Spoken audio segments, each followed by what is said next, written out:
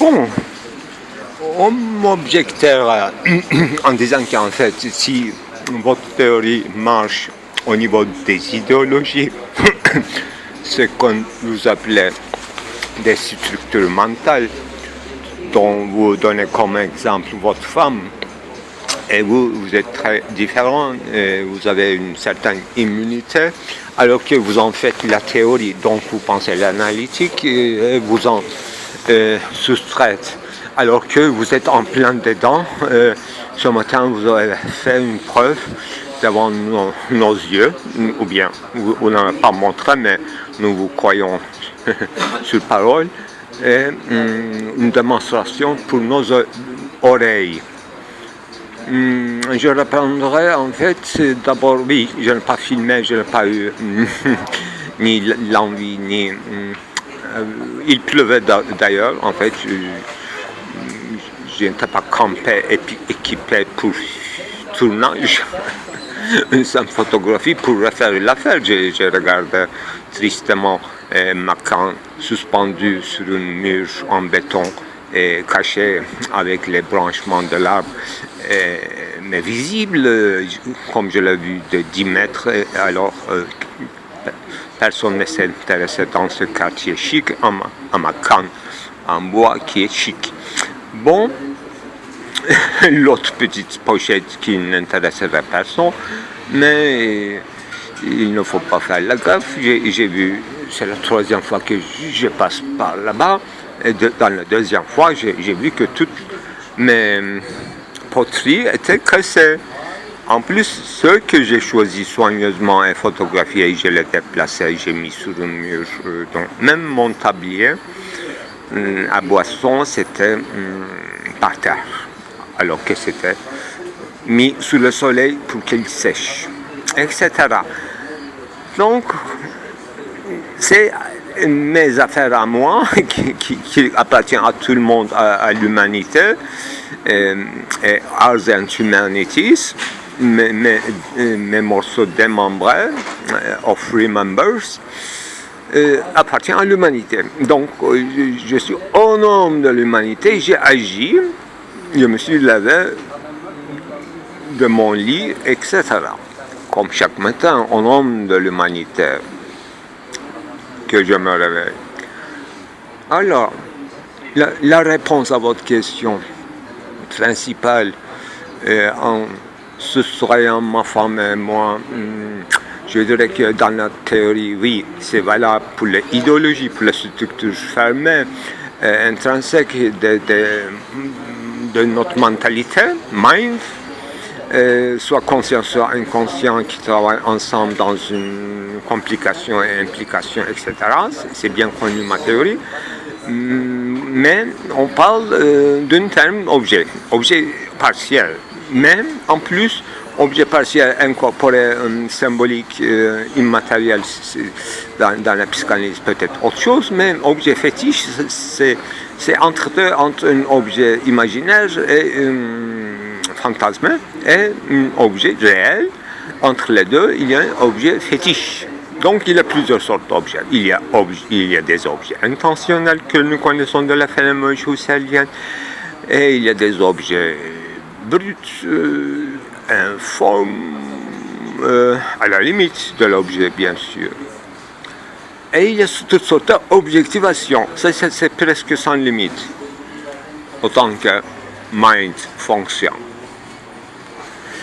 Alors, dans cette panoplie d'objets, mes petits objets démembrés, alors bien sûr surchargés d'une intensité et intentionnalité, en plus fictionnalisés avec 2 films que vous n'avez pas encore vus, mais vous pouvez toujours consulter, qui s'appelle les 2 aussi.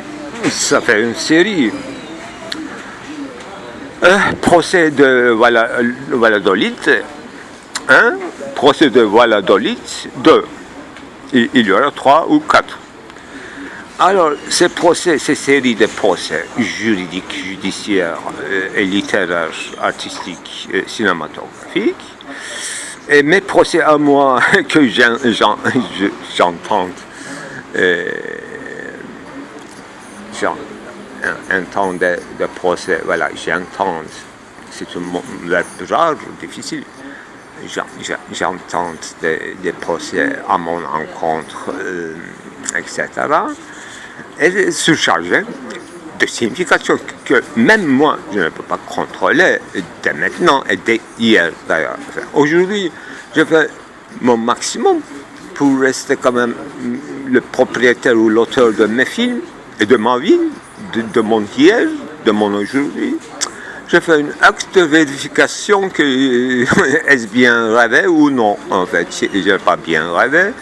J'ai trouvé mes objets en vrac, je souligne. Donc, ce ne sont pas des objets complètement imaginés, mais chargés d'imagination. C'est ça la différence. Alors, vous allez encore continuer à m'objecter en disant que finalement, il s'agit des objets. Donc, il ne s'agit pas de vous, de votre intégrité. Vous ne pouvez pas perdre votre intégrité, sauf dans le cas d'un trauma psychique ou psychiatrique. Vous pouvez oublier empiriquement les choses. Et si on peut appeler ça perdre son intégrité, oui, ça arrive à tout le monde. Mais il s'agit bien des objets que vous ne pouvez pas quand même contrôler. La preuve est que vous l'avez perdu hier, justement. Donc, ce n'est pas du tout sûr que vous l'aurez trouvé aujourd'hui. Ben, j'ai commencé par répondre par là que ce n'était pas sûr. Il fallait un essai. Voilà, rien n'est sûr dans cette atmosphère hallucinatoire, mais pour moi enchantée, comme une flûte enchantée, un tablier enchanté, un démembrement enchanté, une vase enchantée, une vase flûtée, afflûtée. Voilà, on peut multiplier les fantasmes qui affluent dans les heures d'afflux de Coriatel, ma vase démembrée à la mémoire de remembrance, etc. Je vais écrire des poèmes pour ma vase brisée qui va prendre d'autres significations surdéterminées par les autres vacances d'esprit, vacances de maîtrise. Voilà.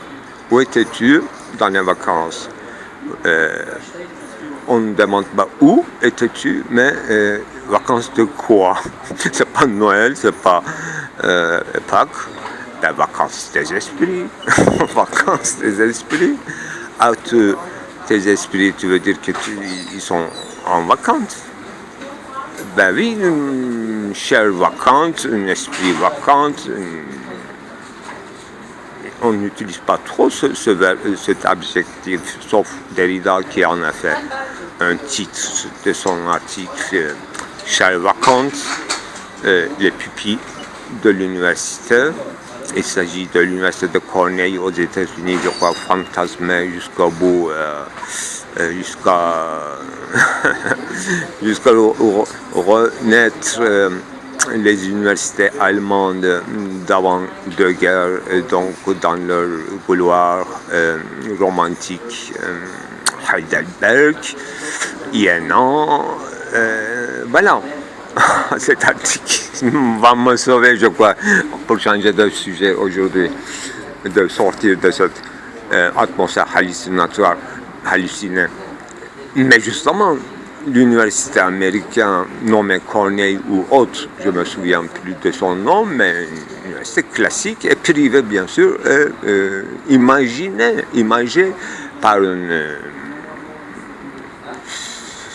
mécène riche, bien sûr, qui a des capitaux pour faire des investissements culturels, au moins la vase antique et tout,